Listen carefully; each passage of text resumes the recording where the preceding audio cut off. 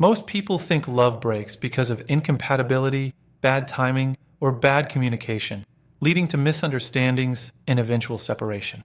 But in reality, love often breaks because of something much deeper, a hidden force that operates beneath the surface of our conscious interactions. This something lives quietly inside us, a deeply ingrained pattern that remains dormant until someone gets close enough to activate it, revealing its profound influence.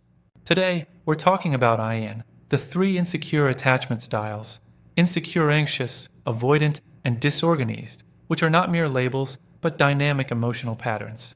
These patterns profoundly shape how you love, how you fight, and how you experience hurt within your relationships, influencing every interaction. Let's go into the heart of attachment, exploring these styles to understand their origins and their impact on our romantic connections. Imagine loving someone with such intensity that the slightest distance feels like falling off a cliff, a terrifying plunge into uncertainty.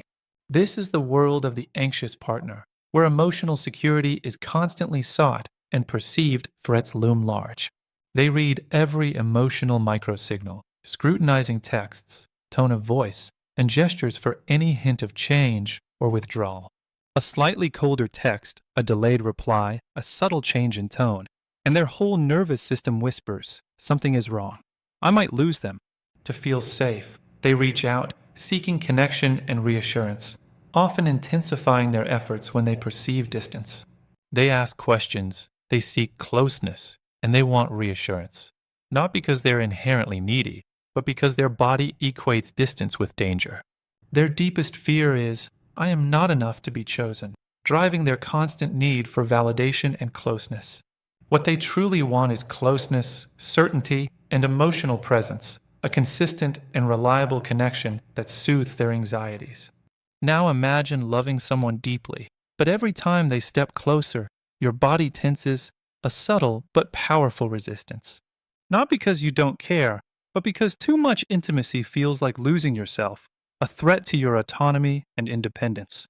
This is the avoidant partner, who finds comfort and safety in maintaining a certain emotional distance. They feel safest when they have space, using it to regulate their emotions and maintain a sense of control. They regulate by withdrawing, reflecting, and going silent, processing their feelings internally rather than sharing them openly. They intellectualize emotions because feeling them fully feels overwhelming, preferring logic over raw vulnerability. When things get too intense, they don't yell.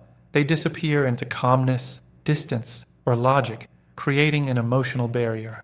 Their deepest fear is, if I get too close, I will lose myself, a profound concern for their individuality and freedom.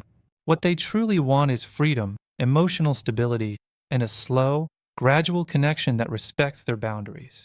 And then, there is the disorganized pattern, a nervous system trying to survive two opposite truths simultaneously. I need you, and you scare me. These conflicting desires create an internal paradox that defines their relationships. Love becomes a push-pull storm, characterized by unpredictable shifts between closeness and withdrawal. One moment deeply warm and vulnerable, the next moment shut down, cold, and overwhelmed by the intensity of the connection. This isn't manipulation. It's a system that learned both. Come close and protect yourself, a survival mechanism from past experiences. Their deepest fear is, love is confusing. Love is not safe, stemming from early experiences of unpredictable caregiving. What they truly want is connection, but in a way that doesn't overwhelm their system, a balance between intimacy and safety. Now, let's explore what happens when these distinct attachment styles meet, creating unique and often challenging love dynamics. The anxious and avoidant dynamic is the most common and often the most painful, creating a magnetic loop of pursuit and withdrawal. The anxious partner feels distance, which triggers their fear of abandonment, causing them to pursue closeness even more intensely. Conversely, the avoidant partner feels intensity, which triggers their fear of engulfment, leading them to withdraw and seek space. The anxious gets louder, their pleas for connection becoming more urgent, while the avoidant gets quieter, retreating further into themselves. Suddenly, both feel rejected, trapped in a cycle where their attempts to connect or protect themselves inadvertently push the other away. One is saying, "Please don't leave me," expressing their deep-seated fear of abandonment and desire for reassurance. The other is saying, "Please don't trap me," articulating their need for autonomy and fear of losing their individuality. They are not fighting each other. They are fighting their wounds, their past experiences dictating their present reactions. When anxious meets disorganized, it can feel magical at first, as both connect emotionally and deeply, drawn by an intense bond. But when the disorganized partner shifts, becoming overwhelmed or withdrawn, the anxious partner panics, fearing abandonment. Both become dysregulated fast, caught in a whirlwind of intense emotions and unpredictable reactions. It feels like passion, but also chaos, a volatile mix of intense highs and sudden, confusing lows. In an avoidant and disorganized pairing, the avoidant seeks stability, valuing predictability and calm. The disorganized seeks connection but fears it, creating an internal conflict that complicates their interactions. When the avoidant withdraws, the disorganized becomes triggered, experiencing their deepest fears of abandonment and rejection. When the disorganized becomes emotional, the avoidant shuts down even more, seeking to escape the perceived intensity. Both feel overwhelmed in different ways, caught in a cycle where their coping mechanisms clash and exacerbate each other's insecurities. An anxious and anxious relationship is full of depth and closeness, with both partners valuing intimacy and emotional expression.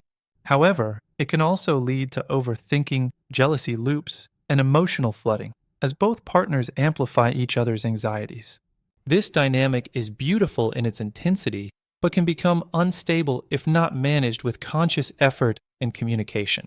In an avoidant and avoidant pairing, they rarely fight, as both prioritize independence and avoid direct confrontation.